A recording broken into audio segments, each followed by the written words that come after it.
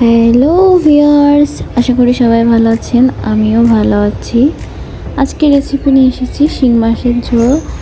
আমি প্রথমে শিং মাছগুলো ভালোভাবে ধুয়ে নেব এবং আগে কড়াইতে শুকনো মরিচ আর একটু জিরো ভাজি করে নিয়ে আমি সেটা পাটায় ভালো করে একটু বেটে নিব যাতে রান্না শেষে দেওয়ার জন্য। তার জন্য পেঁয়াজ কুচি নিয়েছি, টমেটো, আলু, পেঁয়াজটা 4 ফাল করে একটা পাত উঠে নিয়েছি।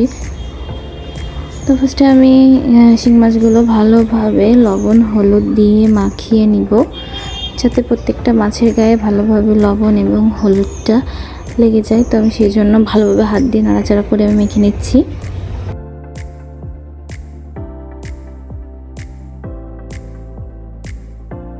ভালোভাবে মাখা কমপ্লিট হয়ে গেলে আমি কড়াইতে সয়াবিন তেল ইউজ করছি। তেলটা ভালোভাবে গরম করে মাছটা ভেজে নেব। আসলে এই মাছগুলো খুব ছিটে লাগে বিধায় আমি মাছগুলো ভালোভাবে ঢেকে ভেজে নেব। এখানে আমার মাছ ভাজা কমপ্লিট হয়ে গিয়েছে। তো আমি এক একটা করে মাছগুলো তুলে নেব।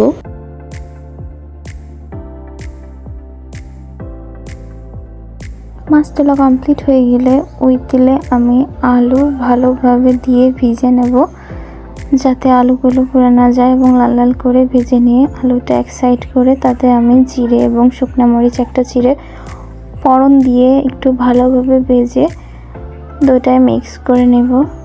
তার সাথে পরিমাণ মতো লবণ এবং হলুদ দিয়ে ভালোভাবে নাড়াচাড়া করে আমি যে পেঁয়াজ 4 খণ্ড করে রেখে এক পেঁচ উল্টে দিয়েছিলাম সেটা দিয়ে আর একটু হালকা হালকা করে ভাজি করে নিয়ে তাতে আমি দিয়ে দেব কাঁচা মরিচ দিয়ে আর একটু নাড়াচাড়া করে আমি টমেটো ইউজ করব।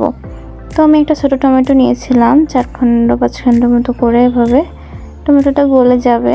তো আমি এই জন্য পরে নিয়েছিলাম যাতে একটু ধরা ধরা বা গলা গলা মতো থাকে। এরপর আমি জলটা অ্যাড করে দেব পরিমাণ মতো জল। আজকে তার জন্য ফার্স্টে স্পেশাল গোলমরিচ গুঁড়া।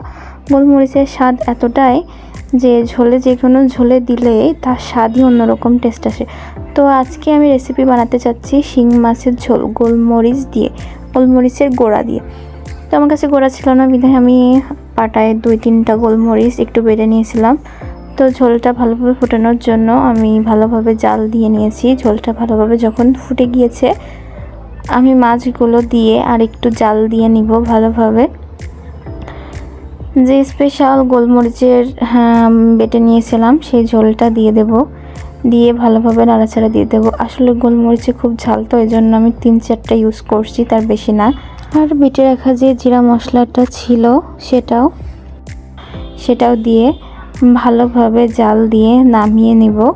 আজকের রেসিপি গোলমরিচ দিয়ে শিং মাছের ঝোল।